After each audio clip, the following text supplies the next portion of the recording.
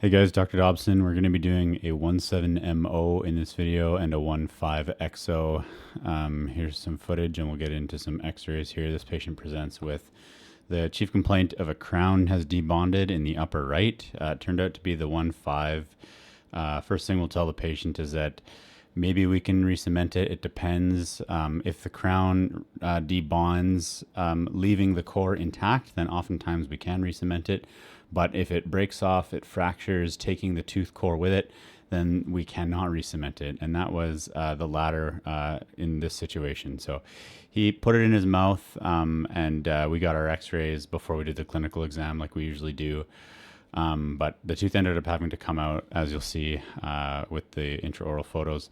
This 1.7 incidentally had a cavity under the 1.7MO because of an open contact in a food trap. So we're going to be restoring it in this video as well. Here's the end result with the 1.5 extracted. No immediate implant placed, patient elected against. And then the 1.7, patient did not report symptoms, the tooth tested vital, and we will have to see how this one reacts. I think there was a bit of superposition of the filling over the lingual aspect of the pulp. But we'll get into the footage here. So this is the 1.7MO, really old amalgam with an open contact that was causing a huge food trap. So we cleared out the decay and then restored it with Equia Forte. And the 1.5 tooth, here it is after the crown came off. No lesion, so really good spot to put an implant, but absolutely no way of restoring predictably. You could do a huge gingivectomy down to the bone, but once you drill out all the tooth decay, because this thing was quite soft, it also had 2 pinholes, which I'm not a fan of. You probably wouldn't really have all that much to be able to say that the tooth is going to last for an appreciable amount of time. So we advised that extraction was the only reasonable option. The tooth is going to abscess at some point, and immediate implant is a perfect spot for an immediate implant, but he didn't want it. So we just did the filling and the extraction, and we'll get going with the filling first here.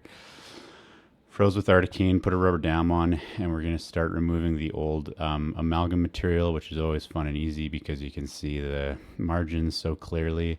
We're going to get the occlusal material out first before we do our proximal box, and just feathering the cavity until all of the amalgam has been removed, and we're pretty much good there. One more little spot that we'll brush out, and then we'll start on the proximal box.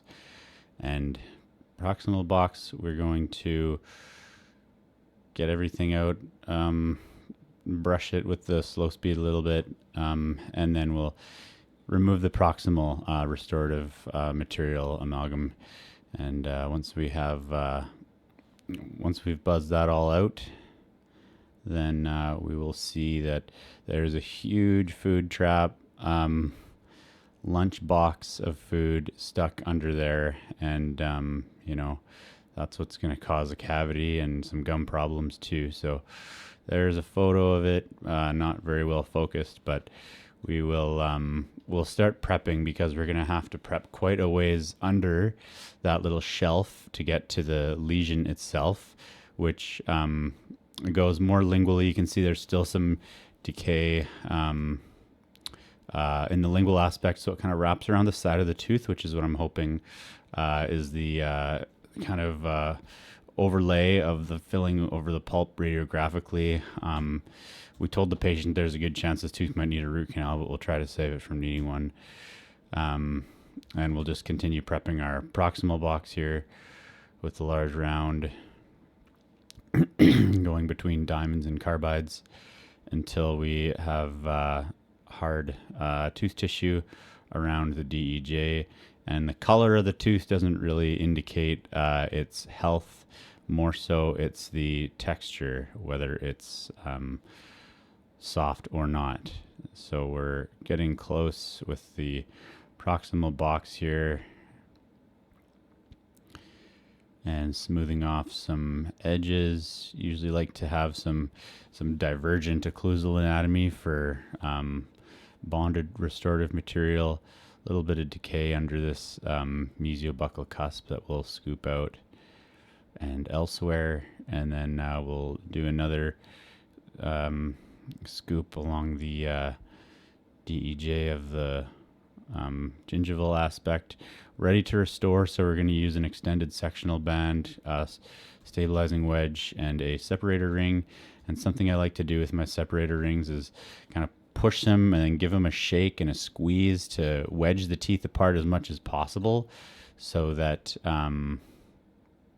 we end up with a tight contact when we end up removing the extended band, because extended bands particularly are a little bit thicker than the regular ones. So we are going to bond by conditioning the surface of the tooth with a 5-second phosphoric acid etch, thorough rinse, thorough dry, and then we'll apply our restorative material of Equia Forte.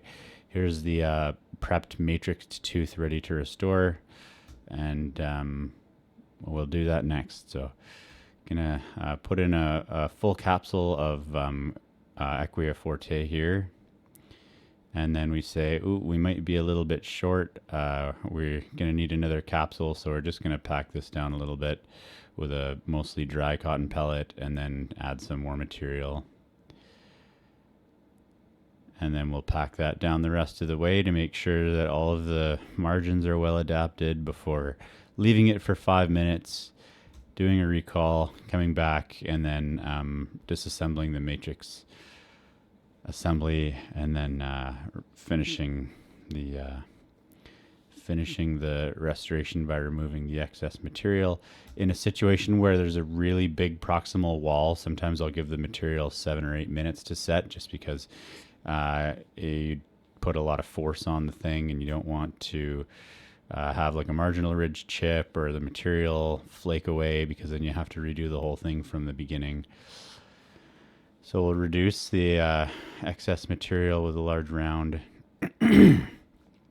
Patreon's going to be on the way. By the way, once I have an implant case, I'll put it up there. I'm also probably going to be posting some bonus content, like a clinic tour and just some more low-key type content, maybe like some Q&As or just messing around in the lab, stuff like that. So it'll be a little bit less formal. Going to check the bite and see that there is a high spot on the occlusal surface, so we'll take that down with a large round carbide. Check the bite again. I'll always dry the material before checking the bite. Still a high spot there, so and then you can see the 1.5 there. That's the tooth that we'll be extracting after this. The yeah, getting close with the 1.7 here, so pretty much happy there. We'll rinse and dry the material and coat it with the Equia Coat varnish, light cure it, and then that's a finished restoration. 1.5 XO froze with articaine, buccal, and lingual.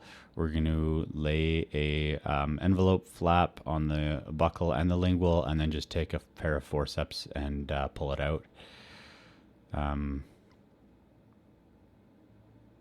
Yeah, soft bone in the maxillary. You know, I think that upper premolars are the easiest teeth to do immediate implants for, and I really implored him to consider replacing the tooth with an immediate, but he was not into it. So, fair enough. And you can see there's actually probably would have been two. This would have been a 3-rooted 1.5. You can see the 2 roots. There's some molarized 1.5. And then we'll lay an envelope on the palatal, which we probably went a little bit too aggressively on in retrospect, but we got the excess that we needed anyway. And